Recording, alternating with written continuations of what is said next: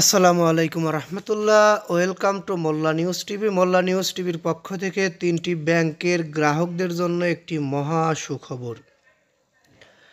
বর্তমান দেশের দুর্বল ব্যাংকের মধ্যে উল্লেখযোগ্য দুর্বল ব্যাংকের সংখ্যা ৬টি। তার মধ্যে ৩টি দুর্বল ব্যাংক রয়েছে যেগুলো থেকে গ্রাহকরা খালি হাতে বাসায় ফেরত আসছে, নিজের আমানতের টাকাও তুলতে পারছে না। সেই ৩টি দুর্বল ব্যাংকের গ্রাহকদেরই এখনকার এই নিউজের মাধ্যমে সুখবর দেওয়া হচ্ছে। সুখবরটা কি?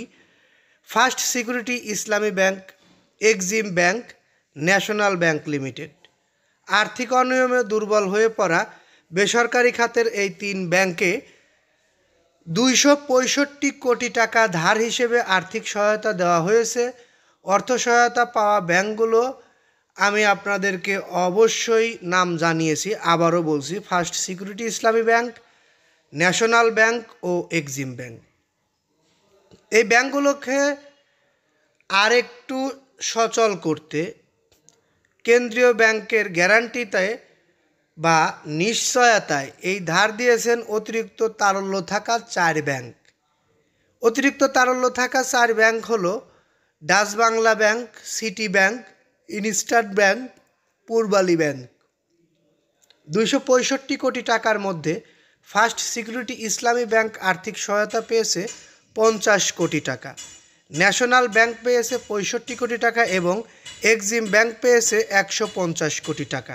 অর্থাৎ যারা এই ৩ ব্যাংকে গিয়ে খালি হাতে ফেরত আসতেন তাদের জন্য এটি একটি মহাসুখবর, কারণ এখন আর আপনাদেরকে খালি হাতে ফেরত আসতে হবে না।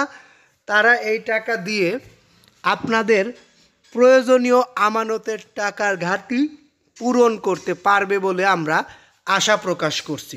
তবে হ্যাঁ, এই টাকাটি ধার দেওয়ার সময় অবশ্যই শর্ত দেওয়া হয়েছে, এই টাকা দিয়ে অন্য কোনো ব্যাংকের ঋণ পরিশোধ করা যাবে না। এই টাকা শুধুমাত্র গ্রাহকদের জন্য ব্যবহার করতে হবে, অর্থাৎ গ্রাহকদের জন্যই এই টাকাটি প্রযোজ্য।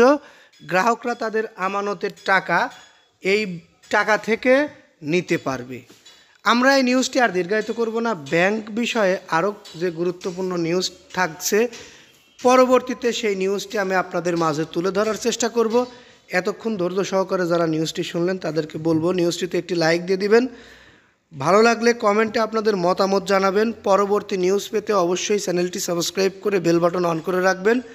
এই আশা রেখে এই নিউজটি এখানেই শেষ করছি। আসসালামু আলাইকুম রহমতুল্লাহ।